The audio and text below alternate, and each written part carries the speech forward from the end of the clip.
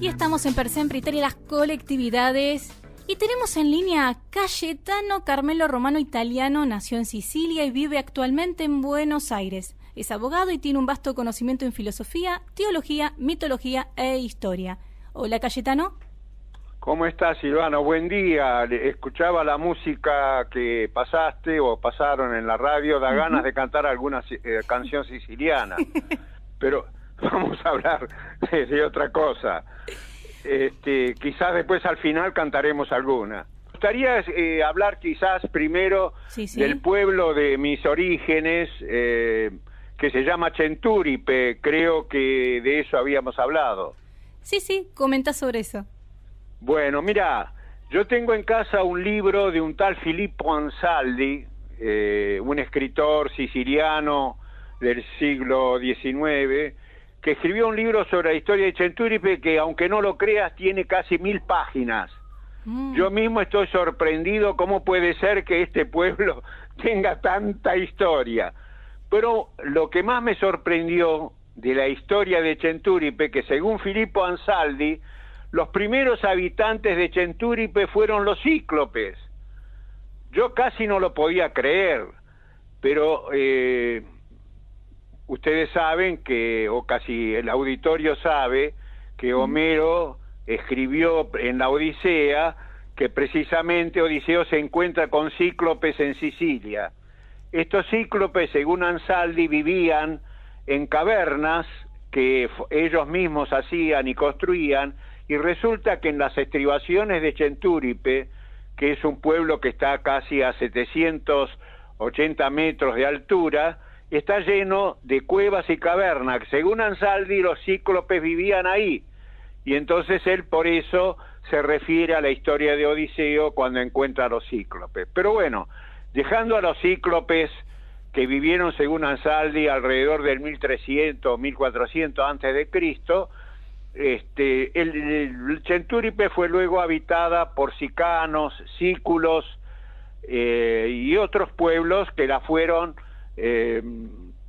poblando, y precisamente en esa época se buscaba vivir en las alturas porque era la mejor manera de defenderse contra invasiones, ladrones, etcétera. Y según Ansaldi, se construían cuevas, se construían como hicieron los cíclopes, y como habitación. Yo no sé si recordás, Silvana, que en la anterior charla yo decía que en la Segunda Guerra Mundial nos fuimos a refugiar precisamente en una de esas grutas para evitar los bombardeos. Pero bueno, Centuripe, ¿por qué se llama Centuripe? Hay muchas acepciones, hay muchos relatos, pero el que más, digamos, se fija es uno que usó Cicerón, que lo llamó Centum Rupes, que en latín significa 100 rocas.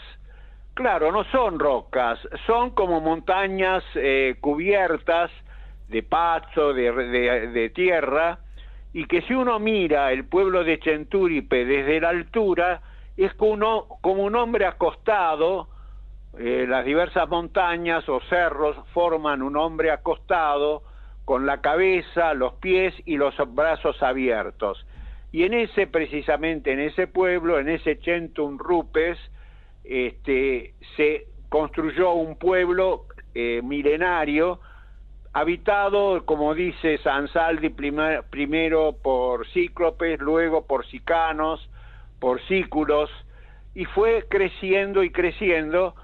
Pero lo importante y lo interesante es algo que te digo sorpresivo para mí. Cuando estoy una vez en el Museo de Nueva York, veo que nombran al pueblo de Centuripe en un discurso de Cicerón. Fíjate vos, Cicerón, famoso orador, filósofo, escritor latino, que vivió cerca de un siglo antes de Cristo, y que escribió un discurso contra un tal Verres.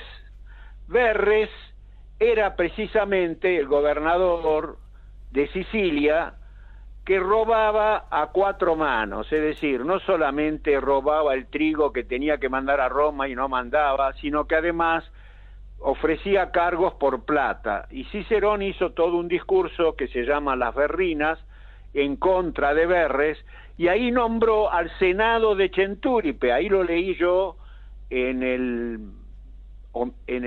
Museo de Nueva York, donde se refería a Centúripe, que el Senado de Centúripe apoyaba que había que desplazar a Verres porque era un ladrón. Tuvo 3 años robando en Sicilia, y Cicerón hizo ese discurso precisamente que se llama Las Verrinas. Y bueno, y Centúripe entonces fue creciendo como ciudad, era una ciudad importante en su época. Incluso hay una cosa medio chistosa que dice que Centúripe se llamaba también Centorbi, porque según me contaba un tío mío también, no sé si está en Ansaldi eso, que lo invadieron una vez y lo destruyeron porque dice, estaban todos ciegos. Centorbi en siciliano, 100 ciegos, querría decir. Pero no, eso es una anécdota. La realidad es que es Centúripe y se refiere precisamente a las diversas colinas, a las rocas, según el latín, centum rupes, en latín rupes son las rocas, que forman el pueblo. Realmente es el pueblo de mi familia, pero yo nací en Paternò, en cambio mis hermanos todos nacieron en Centúripe, pero nací en Paternò porque mis padres, que yo soy el primer hijo, se habían trasladado a Paternò por razones de trabajo y después en la guerra volvieron al pueblo. Así que este pueblo, entonces, como te digo, tiene una historia bastante grande. Es un pueblo donde vos encontrás enterrados cualquier cantidad de elementos antiguos, griegos, romanos, porque hay que pensar que después este pueblo de esos primitivos habitantes fue conquistado primero por los griegos, también anduvieron los fenicios y finalmente los romanos. Entonces muchos habitantes del pueblo se hacen un agujero en tierra, ya encuentran vasijas, encuentran restos mortuorios, encuentran lacrimales, que eran precisamente vasijas donde la gente iba a la tumba a llorar por el muerto y juntaban las lágrimas, y algunos de esos lagrimales, yo tengo algunos en casa, no sé si son originales, pero son vasijas que juntaban las lágrimas. No sé si me querés preguntar algo de todo esto que estoy diciendo. La verdad que es muy interesante y eso no lo sabía, el tema de las lágrimas, de las vasijas. Sí, el lagrimal, y bueno, y después hay ánforas enormes que se encuentran. Vos sabés que Centúripe tiene ahora un museo de todas las cosas que encuentran romanas y griegas, que en una época las llevaban al Museo de Siracusa, pero los centuripinos se pusieron fuertes e hicieron un museo. Si alguien va a Centúripe, puede visitar el museo donde hay estatuas romanas, griegas y montones de restos que se encuentran en los cementerios. Y después fíjate, una cosa interesante del pueblo de la época cuando yo vivía en ese pueblo. Ese pueblo, cuando yo vivía, era prácticamente casi un pueblo de la Edad Media, porque no tenía cloacas, no tenía agua corriente. El agua que tomábamos era el agua de la lluvia que llegaba a las cisternas, y para lavar había que ir a los baños, a los lugares donde había algunos arroyos, porque los romanos construyeron baños.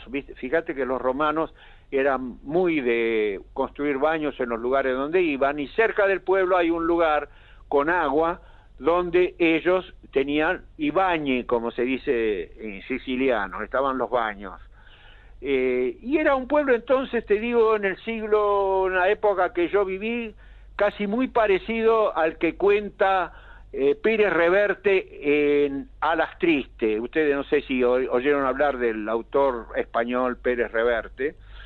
Es decir, era la misma tipo de pueblo, era capaz que pasaba un señor muy embestido y alguien le tiraba un orinal en la cabeza, cuenta Pérez Reverte en uno de sus cuentos de Alas Tristes. Y coches había muy pocos. Recuerdo sí que el tema de la política era muy interesante.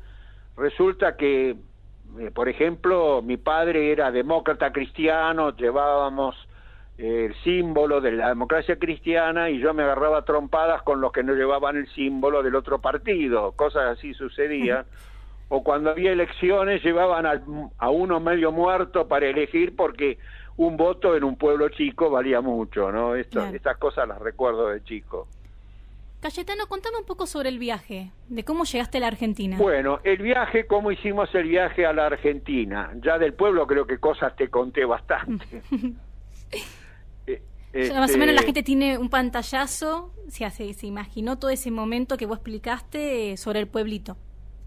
Sí, me parece que la gente se puede dar una idea, el pueblo todavía existe, lo pueden visitar, está cerca de Catania, media hora, 3/4 de hora, ahora pertenece a la provincia de Enna y antes pertenecía a la provincia de Catania. Pero bueno, volviendo al viaje, ¿por qué viajamos a la Argentina? Cuando viajamos había varias razones. Una de las razones era porque mis abuelos tenían un hijo que había viajado a la Argentina cuando tenía 15 años y hacía, qué sé yo, montones de años que no lo veían, él no viajaba a Italia y ellos querían antes de morir ir a verlo. La otra razón, que podía ser importante, era que ya habíamos nacido 4 hijos varones en Sicilia y mi madre pensaba en la Tercera Guerra Mundial, ya habían vivido la Primera Guerra Mundial su padre, había vivido la Segunda Guerra Mundial su marido y sus hermanos y no quería que sus hijos vivieran la Tercera Guerra Mundial. Esa era otra de las razones.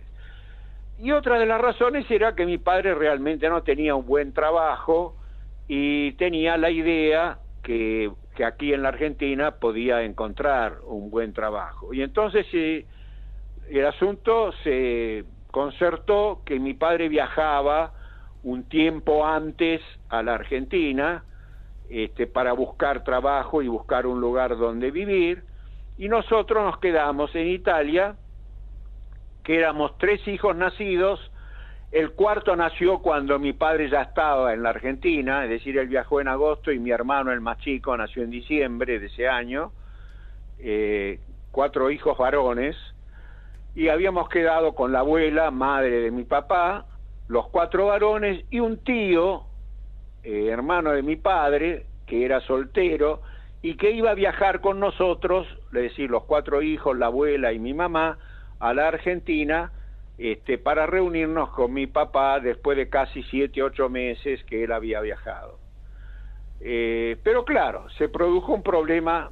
El viaje empezó primero trasladándonos con todos los baúles y todos los enseres a la estación de Catania para tomar el tren que nos llevó a Palermo con todas esas cosas, y en Palermo tomamos un barco que nos llevó a Nápoles, donde iba a salir el barco Santa Cruz, que era el que nos iba a traer a la Argentina, desde Nápoles a la Argentina.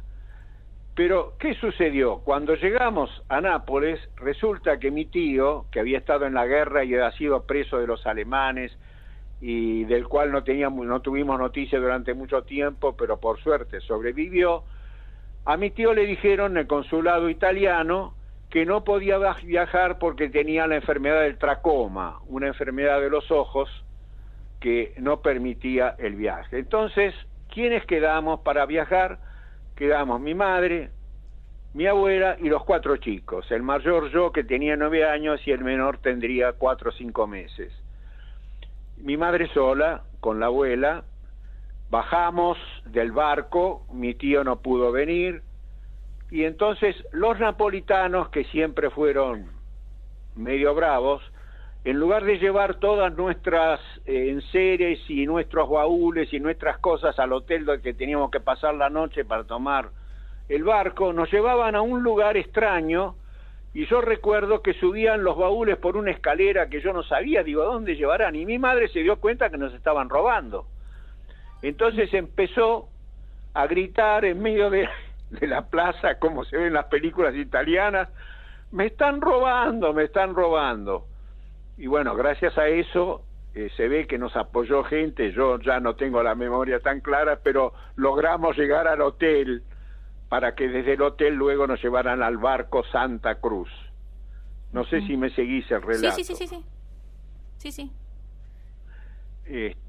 Bueno, llegamos al barco Santa Cruz, mi abuela, mi madre con el chico que todavía tenía 3, 4 meses, y los 3 varones, el mayor yo, que todavía no había cumplido 10 años, tenía 9 años, el que me seguía tenía 6, el otro tenía 4, y el más chico de 3. Es decir, un viaje realmente que duró 21 días en el barco. Mi mamá en esa tercera clase se pasaba vomitando todo el día.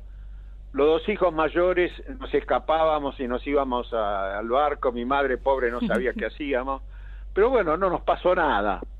Llegamos después de casi 21 días de viaje a la Argentina.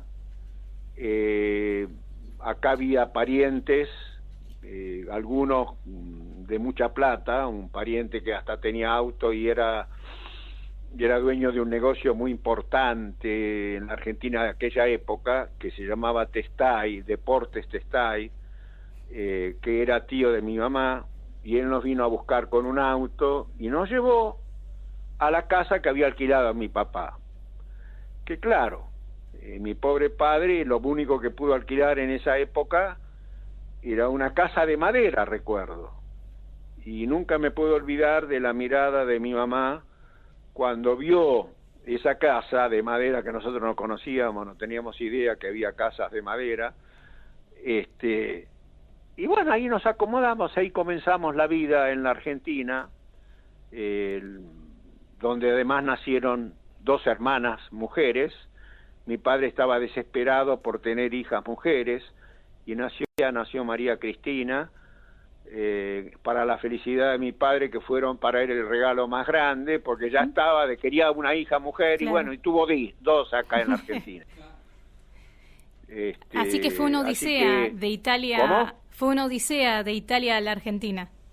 Sí, fue sobre todo por el hecho de que mi tío no pudo viajar, que era el que podía, digamos, un poco ordenar las cosas, es decir, que mi mamá viajó sola, ¿no? Uh-huh. Por eso entiendo que fue un viaje duro, sobre todo para mi mamá, ¿no?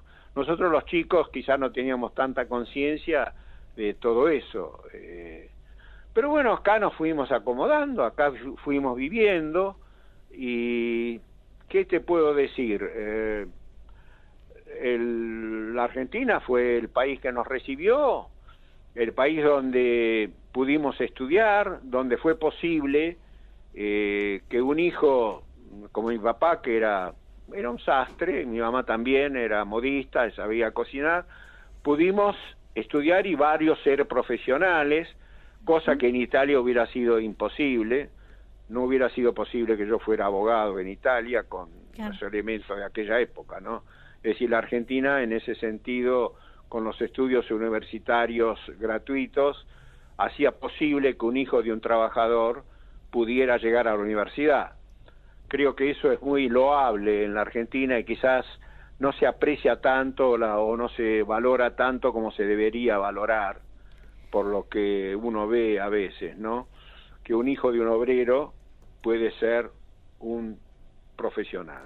Cayetano, vos decías que tenías ganas de cantar. ¿Qué te gustaría cantar en este momento? Mira, yo podría cantar la crozza. Viti una crozza sopra lo cannoni, fui curioso e cibo si spiari, idda m'arrispunnio co gran dolori, muri senza suono di campani. Esa es una canción triste, pero yo me acuerdo que había una canción que mi madre me enseñó en tiempo de guerra, que era la canción de Lili Marlene, que la cantaban todos los soldados, y que era tutte le sere sotto quel fanal, presso la caserma ti stavo ad aspettar, anche stasera aspetterò e tutto il mondo scorderò, con te Lili Marlene, con te Lili Marlene, dammi una rosa da tener sul cuor, lega col filo dei tuoi capelli d'or, che cosa mai sarà di me, ma io sorrido e penso a te Lili Marlene, a te Lili Marlene. Oh trompetiere, stasera non suonar, una volta ancora la voglio ritrovar. Addio piccina, dolce amor, ti porterò sempre nel cuore. A te Lili Marlene, a te Lili Marlene. Es una canción realmente triste del soldado que se va, que el amor se va y que no sabe que lo va a encontrar.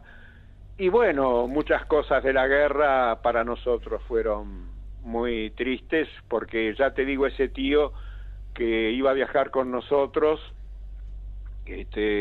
fue preso de los alemanes, no sabíamos si vivía o estaba muerto, al final apareció. Y bueno, no sé si quiero contar cómo fue el final de su vida, porque fue también bastante trágico. No sé si vale la pena contarlo por radio. Cayetano, ¿algunas palabras que quieras decirles a los oyentes que te están escuchando en este momento para darle cierre a la nota? Y bueno, decirle a los oyentes de sentirnos orgullosos de venir de un país con tanta cultura, de una Sicilia que, como te acordás que en la otra reunión dije que era la perla del Padre Eterno, ¿te acordás? Sí, me acuerdo. De aquella poesía. Yo soy orgulloso de ser siciliano. Sicilia ha dado premio Nobel, ha dado grandes culturas, pero realmente vivió, digamos, la tragedia de varones que eran dueños de toda la tierra y de pobres que tenían que trabajar de sol a sol solo para poder comer y llevar un pan bajo el brazo. Eso sí, la gente que vivíamos en los pueblos, en los pueblitos, no sufríamos tanto el tema de la comida, porque quien más, quien menos tenía una gallinita. Yo recuerdo que tenía una cabra que tomaba la leche de esa cabra. Mi abuela tenía un campito donde podíamos cosechar trigo, o podíamos cosechar habas o garbanzos un año. Es decir, que en los pueblos el hambre de la guerra no se sufrió tanto como en las ciudades, por lo menos eso lo recuerdo, ¿no?